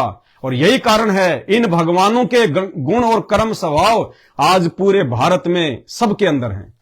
इसीलिए तो रोज जो है बलात्कार हो रहे हैं, व्यभिचार हो रहे हैं, स्कूल के लड़का लड़की, कॉलेज के लड़का लड़की एक दूसरे के साथ में संबंध जो है बनाए बिना रहते नहीं। कोई बिरले होंगे बेचारे, 1000 में कोई 2-4 ऐसे होंगे जो अपने स्कूल टाइम में या अपने कॉलेज टाइम में ये कुकर्म नहीं करते। सब लड़का लड़की आपस में आप सब जानते हो। तो क्यों?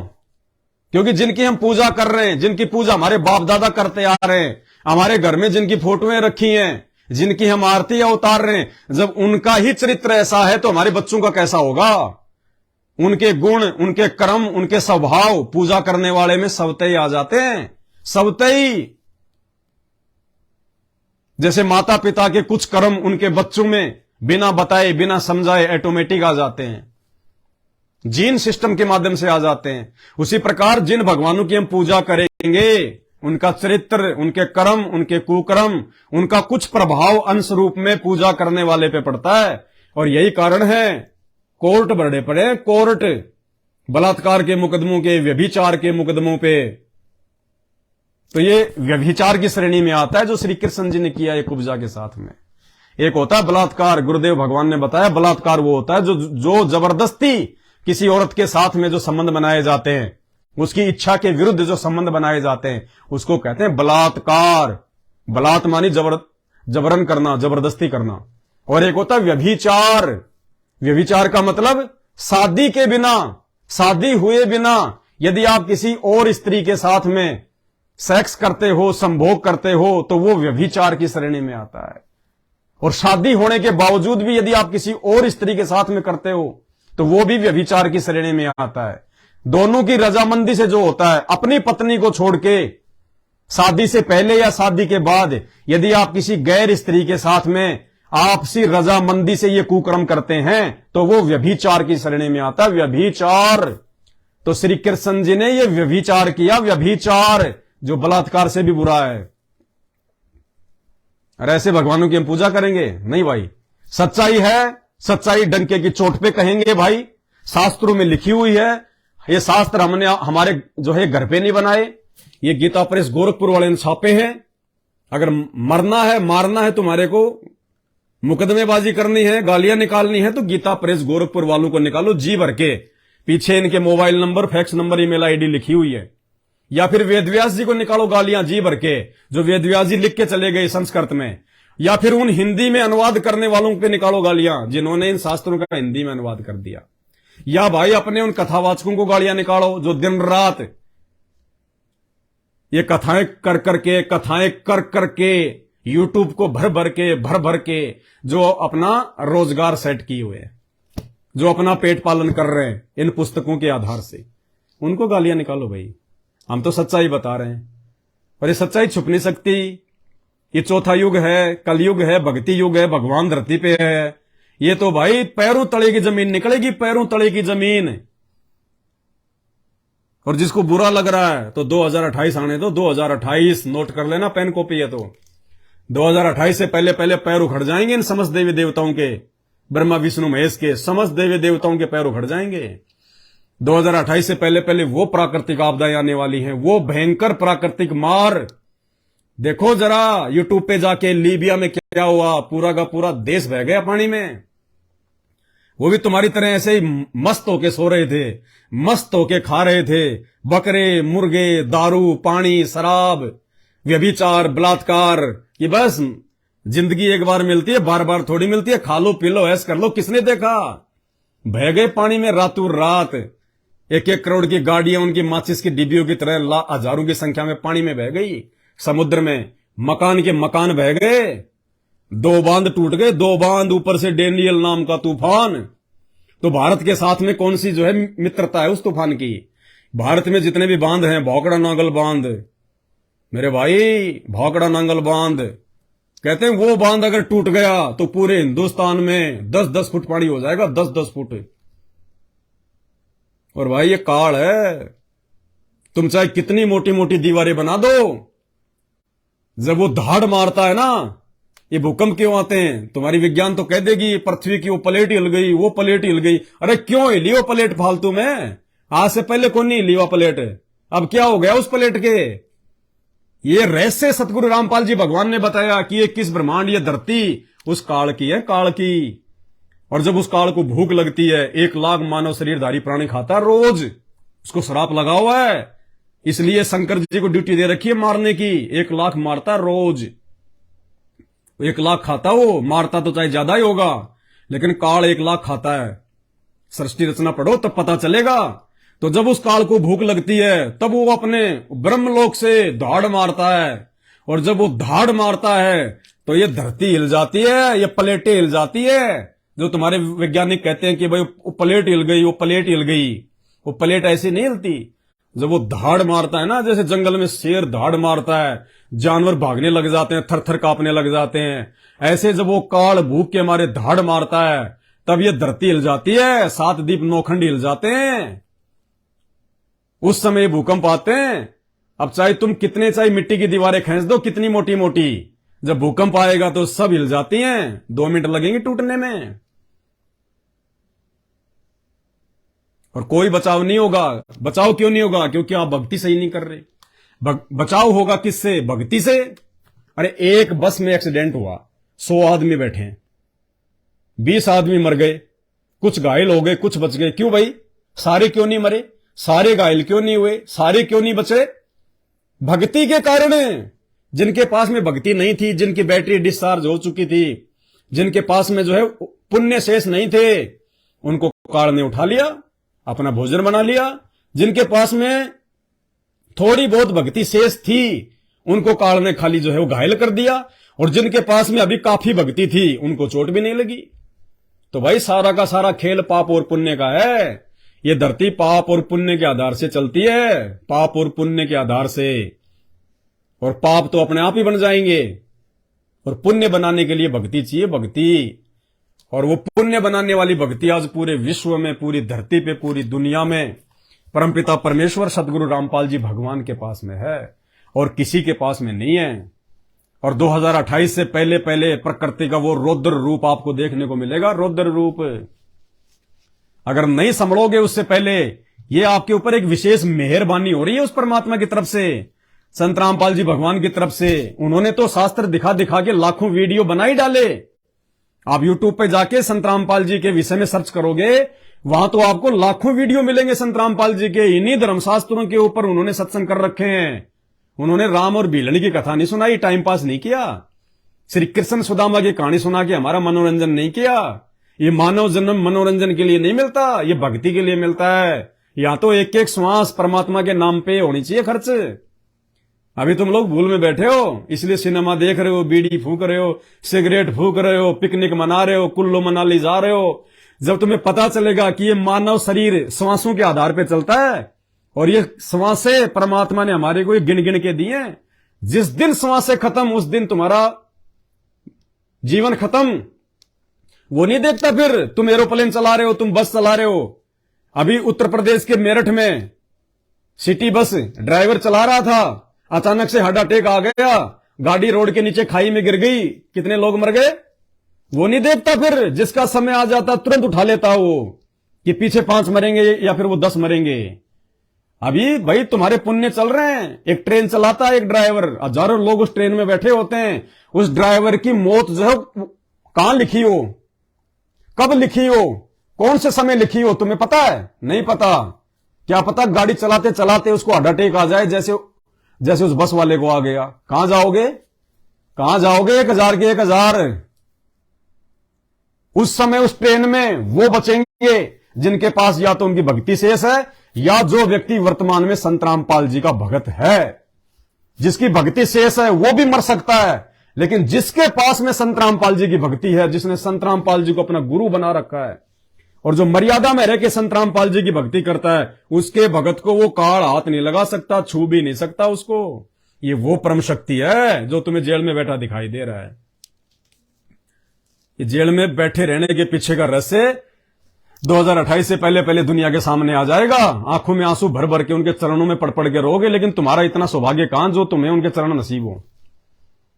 उनके चरण तो ब्रह्मा विष्णु महेश को नसीब नहीं है। ब्रह्मा विष्णु महेश को ये इतनी अनमोल शख्सियत है, इतनी अनमोल हस्ती है ये, जो तुम्हें नॉर्मल जो है ये लग रहा है। तुम आम संतों की श्रेणी में तुम इनको गिन रहे हो। इंतजार करो, इंतजार 2028 का। ये तुम्हारे सारे भगवान फेल हो जाएंगे, ये सारे संत महात्मा शंकराचार्य फेल हो जाएंगे, सबकी भक्ति नष्ट हो जानी है, क्योंकि लास्ट समय आ गया युग परिवर्तन का।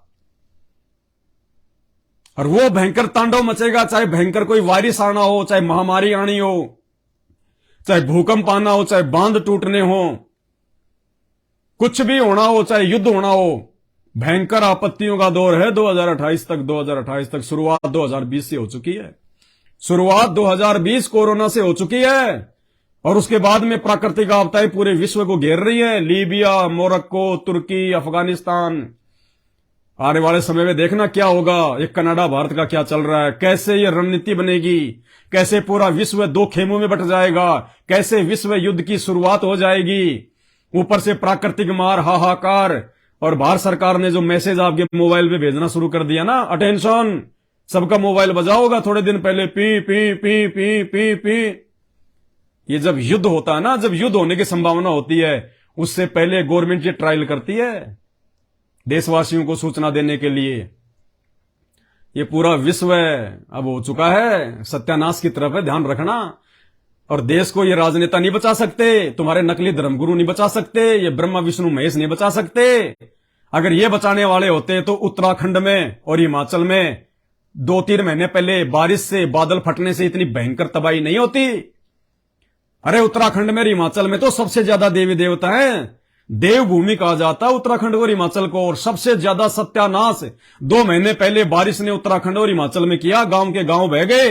कहां सो रहे थे तुम्हारे देवी देवता, कहां सो रहे थे वो देव? लेकिन कुछ नहीं, ये देवी देवता भी हाथ पीछे कर लेते हैं जब आपत्तियां आती हैं, क्योंकि इनके बस की बात नहीं है। ये भी उसी की सहायता करते हैं जिसके पास में थोड़ा बहुत माल होता है। कौन सा माल? भक्ति। ये भी देखते हैं कि इसके पास में बैलेंस है कि नहीं है। चाहे भूखे मरते रहो, रोड पे तुम्हें कोई पकोड़े नहीं खिलाएगा। पकोड़े की प्लेट उसी को मिलती है जो पहले काउंटर पे जाके जो पैसे जमा कराता है।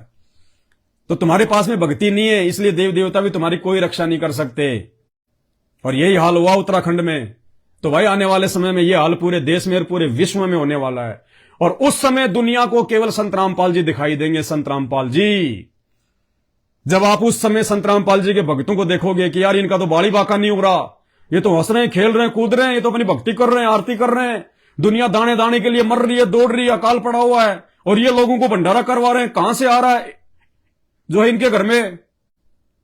उस समय लोगों को पता चलेगा कि संत रामपाल जी कौन है, बलात्कारी कौन है और व्यभिचारी कौन है। उस समय पता चलेगा जब संत रामपाल जी के भक्तों में चेहरे पे मुस्कान देखोगे उन आपत्तियों के समय में। तब कहोगे भगत जी हमें भी बताओ संत रामपाल जी की भक्ति कैसे करें, भगत जी हमें भी बताओ संत रामपाल जी की आरती हम कैसे करें, हमारी भी रक्षा करो, हमारी भी रक्षा करो। तब ये जो आज गालियां निकाल रहे हैं, ये तो क्या पता उस समय तक रहेंगे कि नहीं रहेंगे। ऐसे व्यक्तियों को तो काल सबसे पहले उठाता है। देखो, राम किसी को मारे नहीं। राम कौन? फिर कह रहा हूं, त्रेता युग वाला रामचंद्र नहीं, राम वो आदि शक्ति। राम राम सब जगत बखाने, आदि राम कोई बिरला जाने। राम जो आप पीछे देख रहे हो फोटो में, असली राम ये है संत रामपाल जी, असली राम।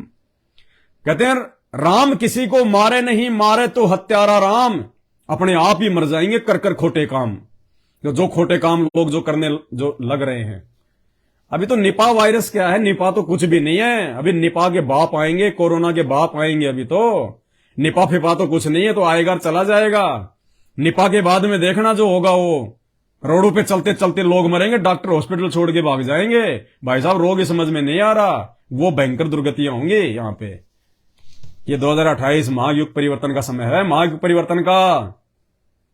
तो संत रामपाल जी किसी को कुछ नहीं कहते। जिस प्रकार कैसे, जिस प्रकार एक राष्ट्रपति और प्रधानमंत्री, यदि राष्ट्रपति और प्रधानमंत्री को राह चलते यदि कोई गाली निकाल दे, उसके ऊपर कोई पत्थर फेंक दे, तो प्रधानमंत्री राष्ट्रपति जूता लेके नहीं भागते उसके पीछे, प्रधानमंत्री राष्ट्रपति नहीं मारते उसको, वो सिपाही गढ़ते हैं, वो पुलिस वाले गढ़ते हैं उसको, वो कमांडो तोड़ते हैं फिर उसकी देई। तो इसी प्रकार कहते हैं वो भगवान किसी को मारे नहीं, मारे तो हत्यारा राम, अपने आप ही मर जाएंगे कर कर खोटे काम। तो इसी प्रकार ये देव देवता गढ़ेंगे तुम्हारे को। कब? ये शरीर छूटने के बाद में 84 लाख योनियों में जाओगे ना, तब ये देवी देवता यम के दूध भाले ठोकेंगे आंखों में, छाती में, पेट में। उस समय पता चलेगा कि हाँ हमने क्या किया था धरती पे। उस समय रील चलेगी, जैसे महाभारत के युद्ध में संजय धृतराष्ट्र को महाभारत का युद्ध सुना रहा था दीवार पे देख के एलसीडी में, वैसे तुम्हारे इन कर्म कुकर्मों की रील चलेगी वहां पे धर्मराज के आगे। और धर्मराज कहेगा कि नालायक, किसी के बारे में 2 शब्द बोलने से पहले कम से कम देख तो लेता कि उसके विचार क्या हैं। तूने संत रामपाल जी के सत्संग सुने थे, तो तेरे को क्या अधिकार था उसके बारे में बोलने का, गालियां निकालने का, ये गलत बोलने का, बलात्कारी है, फलाना है, दिखना है? क्या अधिकार था तेरे को? जब उसके भगत उसको भोग लगाते थे, लाइव चलाते थे, तू क्या कहता था? टट्टी का भोग लगाओ, ये लगाओ, वो लगाओ, है? वो टट्टी वाले छेद में भाले घूस घूस के मारेंगे, फिर टट्टी वाले छेद में भाले घूस घूस के। रुक जाओ, समय आ रहा है, अभी भी मौका है। जिन जिन लोगों ने संत रामपाल जी भगवान के विषय में अपशब्द बोले, कुशब्द बोले, वरना विधि का विधान तो फाइनल है, मुंह से निकला निकला एक एक शब्द भोगना पड़ेगा। अभी भी आप लोगों के पास में समय है, संत रामपाल जी से नाक रगड़ के जहां भी हो वहीं से समय याचना मांग लो कि हमें माफ करो, हमें नहीं पता आपके बारे में, जो भी निकल गए हमसे जल्दबाजी में, गलती में। और सत्संग सुनना शुरू कर दो, सत्संग सुनना। हो सकता है परमात्मा दयालु है, ये है वो असली दयालु, सर्वशक्तिमान सच्चिदानंद गणम ब्रह्म, ये है। हो सकता है माफ कर दे परमात्मा, क्योंकि हम इसके असली बेटा बेटी हैं, हम इसकी आत्माएं हैं। और बाप का दिल बहुत ज्यादा जो है नरम होता है, कोमल होता है। बाप अपने बेटा बेटियों की लाख गलतियों को भी क्षमा कर देता है, माफ कर देता है। हो सकता है परमपिता परमेश्वर सतगुरु रामपाल जी भगवान तुम पे मेहर करे, तुम्हारे पर वो जो है वो तरस खा जाए और तुम्हारी गलतियों को क्षमा कर दे, नजरअंदाज कर दे। और सत्संग सुनना शुरू कर दो, सत्संग, वरना 2028 तक पैरों में कांटे चुभेंगे, कीले कीले, कोई नहीं बचाएगा तुम्हें। जैसे कोरोना आया, तुम्हारे देवी देवता मंदिरों में कैद कर दिए गए।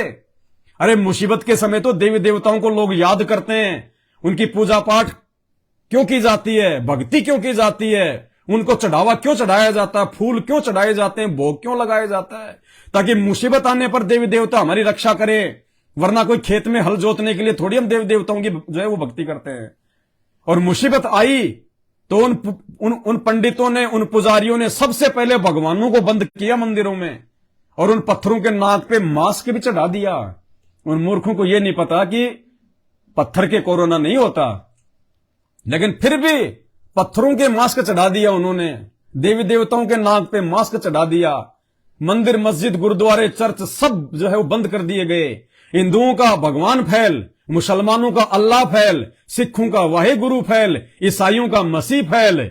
और उस समय ये संत रामपाल जी भगवान जो बैठे हैं पीछे देख रहे हैं, इनका ये छोटा सा अदना सा शिष्य एक 16 मिनट का वीडियो बनाया था कि भारत के प्रधानमंत्री से मेरी मीटिंग कराओ आधी घंटे, 16 दिन का मुझे समय दो। 16 दिन का जो प्रोसीजर मेरे गुरुदेव भगवान ने बताई है, उस प्रोसीजर को मैं लागू करूंगा पूरी मीडिया के सामने।